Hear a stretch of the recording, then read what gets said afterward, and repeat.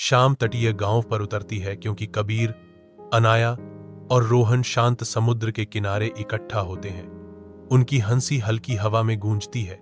विशाल आकाश के नीचे वे उत्साह के साथ नौकायन का अभ्यास करते हैं। उनकी साझा खुशी शुद्ध, निर्दोष आनंद का वातावरण बनाती है। हर लहर के साथ उनके बीच का बंधन गहरा होता जाता है। उनकी दोस्ती डूबते सूरज के सुनहरे रंगों से जगमगाती है। गुस्से से भरे आसमान के नीचे कबीर, अनाया और रोहन खिड़की के खिलाफ सिलहूट में खड़े हैं। उनके चेहरे बिजली की तेज चमक से रोशन है। जैसे ही तूफान आता है, एक अजीब सुनहरा चमक अंधेरे को भेदती है जो समुद्र की गहराई से उठती है। अनाया की आवाज तूफान की गड़गड़ाहट में सुनाई देती है। वह कोई साधारण रोशनी नहीं थी, शायद समुद्र के अंदर कुछ छिपा है। कबीर, अनाया और रोहन विशाल समुद्र में निकल पड़े। सूरज की शुरुआती रोशनी पानी पर लंबी छाया डाल रही थी। वे रहस्यमय प्रकाश के स्थान पर पहुंचते हैं जहां गहराई से एक डूबे हुए जहाज की भूतिया आकृति उभरती है। कबीर अपनी आवाज में विस्मय और जिज्ञासा के साथ जोर से आश्चर्य करता है। यह एक प्राचीन सभ्यता का जहाज लग रहा है, लेकिन यह यहां कैसे आया? समुद्र तट पर कबीर, अनाया और रोहन एक साथ खड़े हैं। उनके भाव साझा प्रत्याशा और अनिश्चितता की भावना को दर्शाते हैं। समुद्र से एक रहस्यमय छाया उठती है जो अशुभ 7 सीज ट्रायल की भविष्यवाणी करती है, जो समूह पर भय और आकर्षण का साया डालती है। कबीर घोषणा करता है, हमें इस रहस्य को सुलझाना होगा, जबकि अनाया अपनी चिंता व्यक्त करती है, लेकिन यह बहुत खतरनाक हो सकता है। रोहन उन दोनों को आश्वस्त करता है, चिंता मत करो, मैं तुम्हारे साथ हूं। अंधेरी गुफा में कबीर एक मशाल जलाता है जो नाचती हुई छायाएं डालती है, जो आगे का रास्ता दिखाती हैं। पानी की गूंजती बूंदें तनाव को बढ़ाती हैं क्योंकि अनाया चिल्लाती है, ये नाग रक्षक हैं। जमीन हिंसक रूप से हिलती है और कबीर चिल्लाता है, हमें रास्ता दो। विशाल सांप फूट पड़ते हैं। उनकी फुफकार गुफा में गूंजती है। रोहन अपनी दृढ़ता को मजबूत करता है और सांप की बाधा से गुजरता है। उसका दिल उसकी छाती में धड़क रहा है।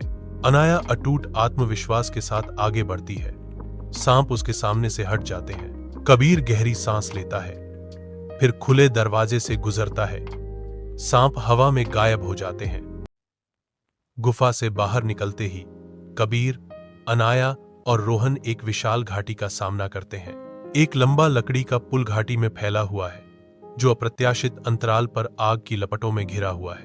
अनाया जलते हुए पुल को देखती है। उसका चेहरा चिंता से भर जाता है और चेतावनी देती है, अगर हमने सही समय पर काम नहीं किया तो यह पुल हमें नष्ट कर देगा। कबीर की गहरी नजर आग के पुल पर टिकी है जो खतरे की मूक स्वीकृति है।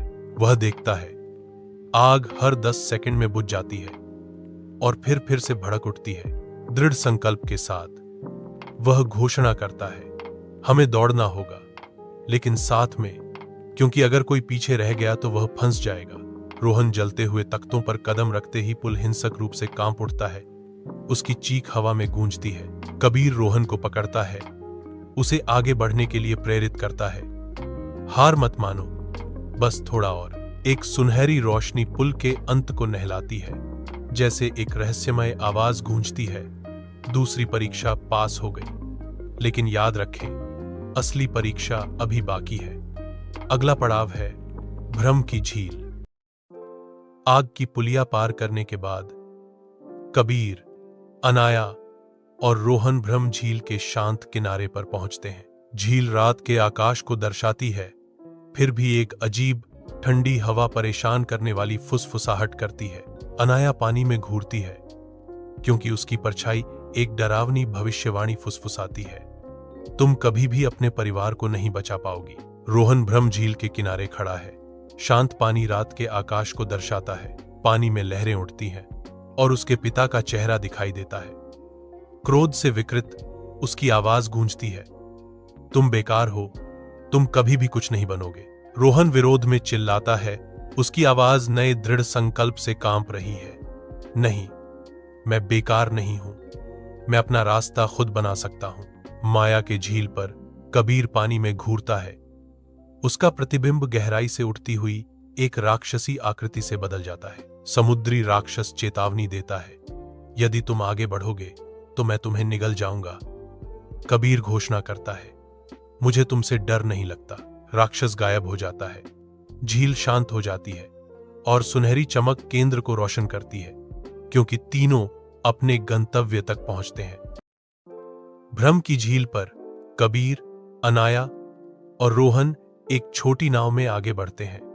धुंधला पानी अनिश्चितता की भावना को बढ़ाता है। कबीर की आवाज सन्नाटे को चीरती है, उम्मीद की एक झलक पेश करती है। मुझे लगता है कि हम सही रास्ते पर हैं। अनाया का डर सतह पर आ जाता है। उसकी आवाज कांपती है, मुझे डर लग रहा है। मुझे उम्मीद है कि हम खो नहीं जाएंगे। गुफा एक अलौकिक नीली चमक के साथ चमकती है, जो एक विशाल क्रिस्टल दिल का खुलासा करती है। एक विशाल समुद्री रक्षक उठता है, जिसकी उपस्थिति गुफा को प्राचीन शक्ति से भर देती है। समुद्र का हृदय प्राप्त करने के लिए तुम्हें अंतिम परीक्षा का सामना करना होगा। कबीर आगे बढ़ता है, उसकी आवाज संकल्प से गूंज रही है। हम तैयार हैं। जैसे ही भोर होती है, समुद्र एक दर्पण में बदल जाता है, जो आकाश के जागने वाले रंगों को दर्शाता है, क्योंकि तीन दोस्त किनारे पर लौटते हैं। अनाया सोचती है, हमने सोचा था कि खजाना सोना और चांदी होगा, लेकिन असली खजाना खुद को पहचानना था। अपलंस रोहन सहमति में सिर हिलाता है, यह जोड़ते हुए, सच है, असली शक्ति आत्मा की पवित्रता में निहित है। कबीर निष्कर्ष निकालते हैं, और असली जीत दोस्ती में।